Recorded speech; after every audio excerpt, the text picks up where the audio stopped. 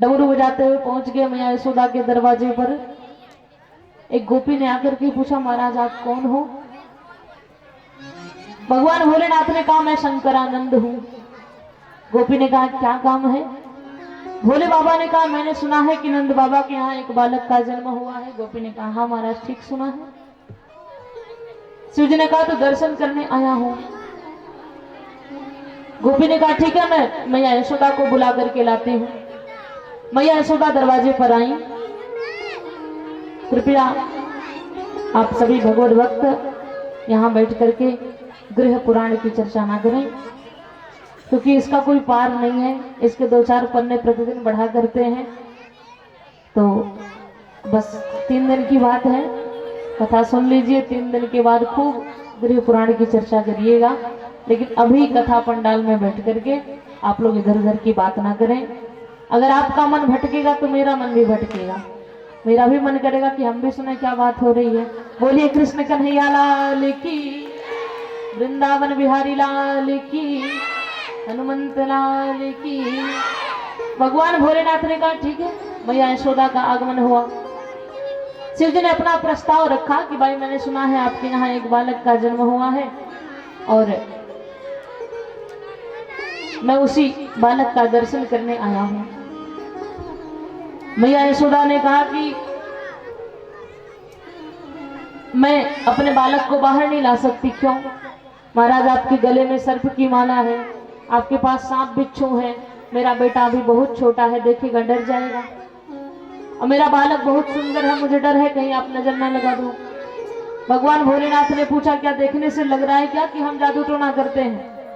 मैया यशोदा ने कहा, महाराज जमाना बड़ा खराब है। अच्छा, आज के समाज की बड़ी खराब स्थिति है। हम आप किसी भी स्थान पर बैठते हैं, किसी से 2-4 घंटे बातचीत करो तो 2-4 बार ये वाक्य लोग जरूर उपयोग करते हैं कि जमाना बड़ा खराब है। कहते हैं ना, जमाना बड़ा खराब है। अच्छा, ये सोचिए कि जमाना अच्छा कब था? मान लिया कि आज खराब है, चलो कोई बात नहीं, लेकिन ये जमाना अच्छा कब था?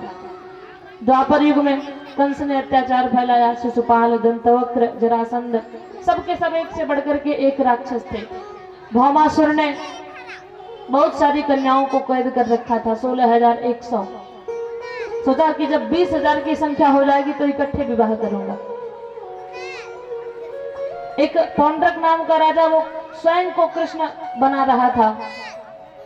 तो इतने सारे अत्याचारी द्वापर युग में। चलो द्वापर युग में कुछ ठीक ठाक।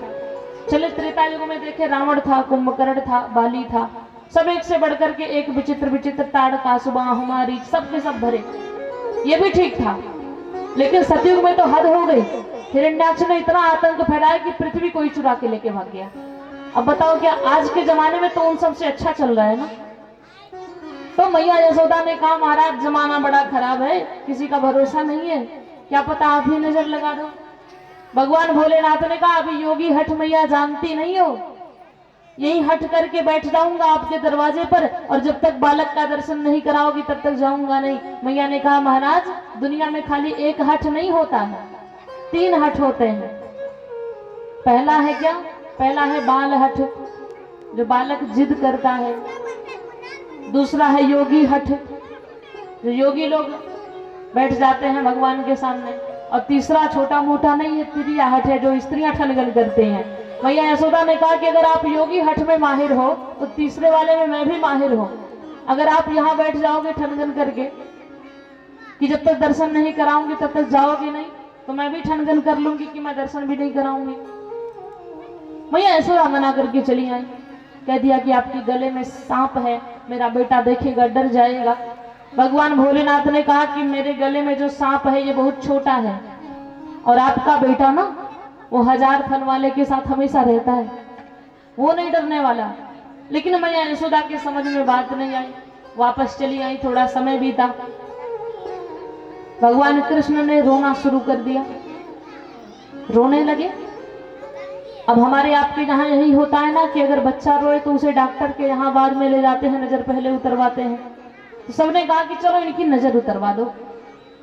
ये हुआ कि कहाँ से पंडित बुलाए, तो एक गोपी ने कहा, दरवाजे पे बैठे तो हैं बाबा जी, चलो उन्हीं से कह दो, हो सकता है उन्हें भी नजर उतारने आता हो। एक गोपी ने आकर के निवेदन किया कि चल रे योगी नंद भवन में। हे भगवान भोलेनाथ, हे योगी जी चलिए, कि चल रे योगी नंद भवन में, वह यशोदा माय बुलाए रही, और वाके लाला को नजर लगी है, राइलों ने उतरवाज रही। भगवान भोलेनाथ सुने, प्रसन्न हो गए, कहे चलो चलो।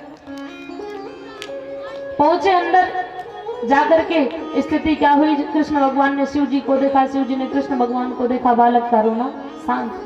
ठीक यही प्रक्रिया रामावतार में भी हुई थी। आज कृष्ण भगवान ने शिव जी को देखा, शिव जी ने कृष्ण भगवान को देखा, बालक शांत हो गया और शिव जी के नेत्र सजल हो गए, शिव जी के आंख से आंसू निकल गए। देखने वालों ने कहा कि देखो कितने पहुंचे हुए योगी हैं, कि बालक को ना कोई मंत्र दिया, ना नजर उतारे, कुछ नहीं किया, सिर्फ देखा और बालक का रोना अपने ऊपर ले लिया। बोलिए शंकर भगवान की। शिव जी ने बड़े प्रेम के साथ दर्शन किया और जब जाने लगे तो यशोदा मैया ने निवेदन किया हाथ जोड़ करके कि रह रे योगी नंद भवन में, योगी जी आप यहीं ठहर जाओ, क्योंकि मेरा अभी छोटा बालक है, पता नहीं कितनी बार नजर लगे।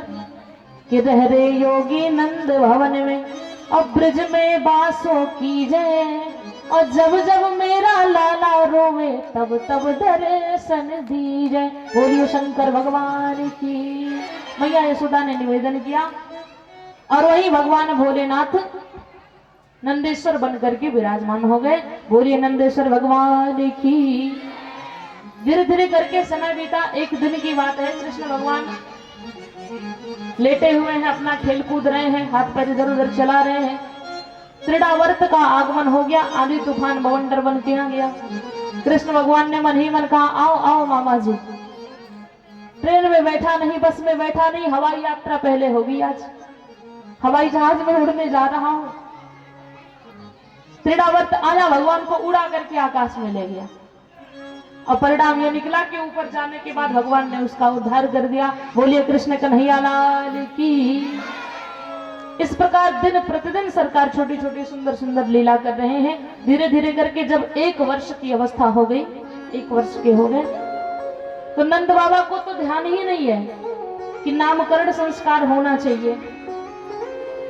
नंद बाबा को कोई खोज खबर नहीं, लेकिन यहाँ वासुदेव जी को बड़ी चिंता है कि मेरा बेटा 1 साल का हो गया, अभी उसका नाम नहीं रखा गया है। तो वासुदेव जी ने गर्गाचार्य जी से कहा कि ऐसा है, आप चले जाइए गोकुल में और नंद बाबा से कुछ भी करके, चाहे जैसे प्रस्ताव करके, मेरे बच्चों का नामकरण संस्कार करवा दीजिए। धीरे धीरे करके मेरा छोटा बेटा 1 साल का हो गया, अभी उसका कोई नाम नहीं पड़ा है। गर्गाचार्य जी आए हैं, प्रस्ताव रखा तो नंद बाबा ने कहा महाराज इसमें तो समय लगेगा ना, क्योंकि बहुत धूमधाम से हम लोग उत्सव मनाएंगे। गर्गाचार्य जी ने मना कर दिया, देखो ऐसी भूल मत करना, वैसे ही जब से तेरा बेटा आया है तब से रोज प्रतिदिन नई नई बाधा आती रहती है। देखो उत्सव मन रहा था जन्म का और उसमें पूतना आ गई, इसलिए अब रिस्क लेना ठीक नहीं है। ऐसा है कि किसी को मत बताओ, सिर्फ परिवार के लोग रहेंगे, चुपके से नामकरण संस्कार कर देते हैं। नंद बाबा को यह बात अच्छी लगी, आदेश दे दिया कि यशोदा मैया और मैया रोहिणी कृष्ण भगवान को और बलराम जी को सुंदर ढंग से स्नान करा के, सुंदर वस्त्र पहना करके लेकर के आए और अब सरकार का नामकरण संस्कार संपन्न होगा। आज कृष्ण भगवान की 1 वर्ष की अवस्था है। मैया यशोदा ने सुंदर ढंग से स्नान कराया, सरकार को सुंदर वस्त्र पहना दिया, भव्य श्रृंगार कर दिया और दोनों माताएं आपस में अदला बदली कर लेती हैं, कहती हैं चलो हम लोग गर्गाचार्य जी की परीक्षा लेंगे। ये पहुंचे हुए विद्वान है कि बस ऐसे देखने में है। तो रोहिणी मैया ने कृष्ण भगवान को अपने गोद में ले लिया और मैया यशोदा ने बलराम जी को ले लिया। बैठी है नामकरण संस्कार के लिए। गर्गाचार्य जी जब देखे कृष्ण भगवान की सुंदर छवि को, देखे तुरंत समाधि में चले गए। मैया यशोदा बुलाती है, कुछ बोलते नहीं, मन में सोचा अरे क्या हो गया संत जी को। अब प्यारे सरकार की शोभा है ही ऐसी कि जो देखे तो बस देखता ही रह जाए कि कितना प्यारा है श्रृंगार